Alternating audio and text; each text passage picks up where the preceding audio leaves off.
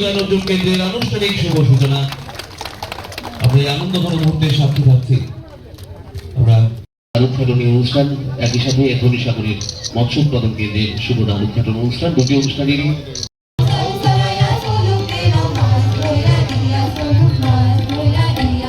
সাগরের মৎস্য উৎপাদন কেন্দ্রের ফিতাকিতে শুভ দ্বার উদ্ঘাটন করার জন্য ফিশ প্রোডাকশন ইউনিট ধনীসাগর তার নবনির্মিত ভবনের শুভ দ্বার উদ্ঘাটন। ডাইরেক্টলি মৎস্য ছাড়া হয়, কিন্তু সেটা এটা অন্য ব্যবস্থাপনাতে আমরা এখন এটাকে স্টপ রাখা হয়েছে।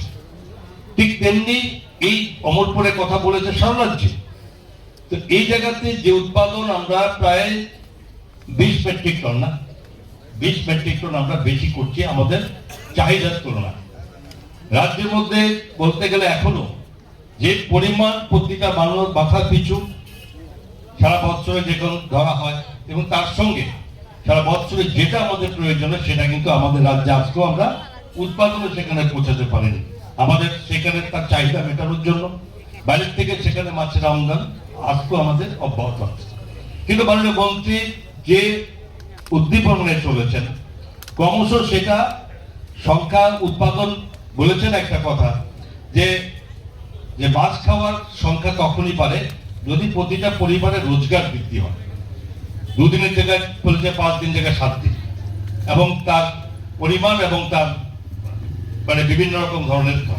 তো প্রশ্ন হচ্ছে এটা ঠিক, তার সঙ্গে উৎপাদনের যেখানে প্রয়োজন সেই প্রয়োজনের কোনো উৎপাদন আমরা এখনো পিছিয়ে আছি। সেটাকে সেখানে লক্ষ্যে পৌঁছানোর জন্য ভারত সরকারের সঙ্গে সঙ্গে রাজ্য সরকার এই বিভিন্ন রকম স্কিমের মাধ্যমে যে মৎস্য চাষীদেরকে সেখানে শক্তিশালী করার জন্য, তাদের কোথাও না থেমে যায়, তার জন্য বিভিন্ন রকম প্রক্রিয়া কিন্তু সেখানে আমরা অবলম্বন করেছি এবং সেগুলো সুযোগ দিচ্ছি। বলেছেন ডিটেলস, আমি সেখানে যাচ্ছি না। তো এই জায়গাতে টোটালি আমরা করেছি, কিন্তু আমরা যদি চেষ্টা করি, আজকে ধনীসাগরে গেছে আমি জানি ধনীসাগর নতুনভাবে অফিসের কিছুটা, যেমন সেখানে যে ওখানকার একটা অফিস তৈরি হয়েছে এবং সেখানে এখানে প্রোডাকশন ইউনিট এটা আমরা উদ্বোধন করেছি। তো ধনীসাগরে আস্তে আস্তে সেখানে যখন অফিসের সংখ্যা বাড়বে, লোকজন যাতায়াত করবে, আমি শিওর সেখানে উৎপাদন বৃদ্ধি হবে। কারণ এই অমরসাগরে যদি আমি দেখি উৎপাদন শুরু হয় আজকে আমরা করেছি বলে মিথ্যা, এটা হয় না। এই উৎপাদন প্রথম থেকে শুরু হচ্ছে, বাট সেই উৎপাদন যে প্রোডাকশন হয় সে প্রোডাকশন সরকারি রেকর্ডে আসছে কিনা হচ্ছে বড় প্রশ্ন হচ্ছে।